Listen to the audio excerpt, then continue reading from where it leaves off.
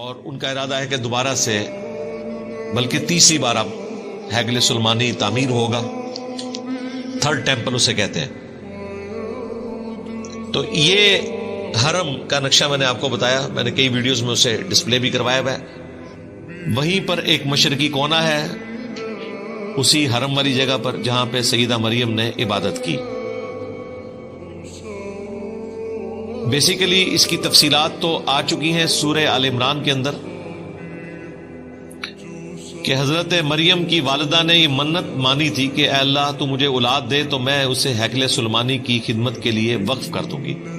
ان کے تو ذہن میں یہی تھا کہ اللہ تعالیٰ بیٹا دے گا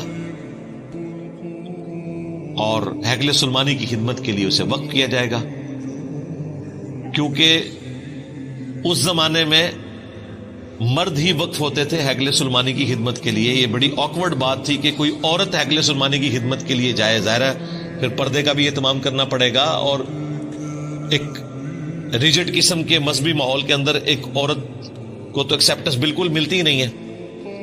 جب بیٹی پیدا ہوئی تو انہیں اس چیز کا غم تھا, تو سورہ آل عمران میں آیا کہ کوئی لڑکا بھی اس لڑکی جیسا نہیں ہوگا.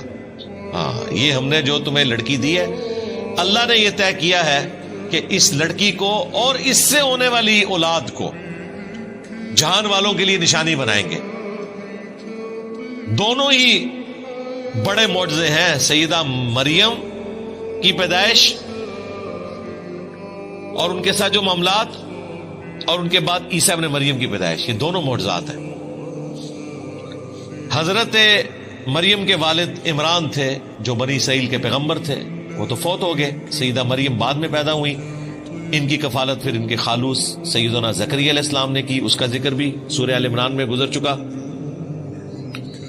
تو وہاں پہ یہ تفصیل ہے کہ سیدہ مریم خود ایک دعا کے نتیجے میں پیدا ہوئی, لیکن مانگا لڑکا تھا, نکل آئی لڑکی.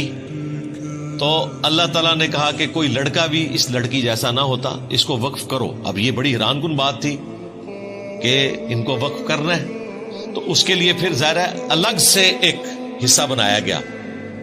وہاں پہ جتنے پریسٹ تھے, پادری تھے, مذہبی طبقہ, یا آج کل آپ سمجھ لیں جس طرح مدرسے کے طالب علم, تو وہ جس جگہ پہ بیٹھے تھے وہاں پہ تو اس چھوٹی بچی کو نہیں بٹھایا جا سکتا, اور بچی بھی چھوٹی سی. جب وہ چلنے پھرنے کے قابل ہوئی ہیں بمشکل 7-8 سال کی عمر میں, تو ان کو پھر وہاں پہ وقف کر دیا گیا تھا.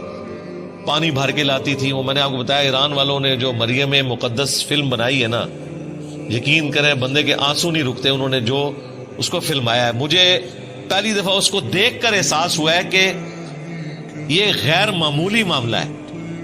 ماں باپ پہ کیا کیفیت گزری, باپ تو نہیں تھے, خالو تھے, ان پہ کیا کیفیت گزری, اور والدہ پہ کیا کیفیت گزری.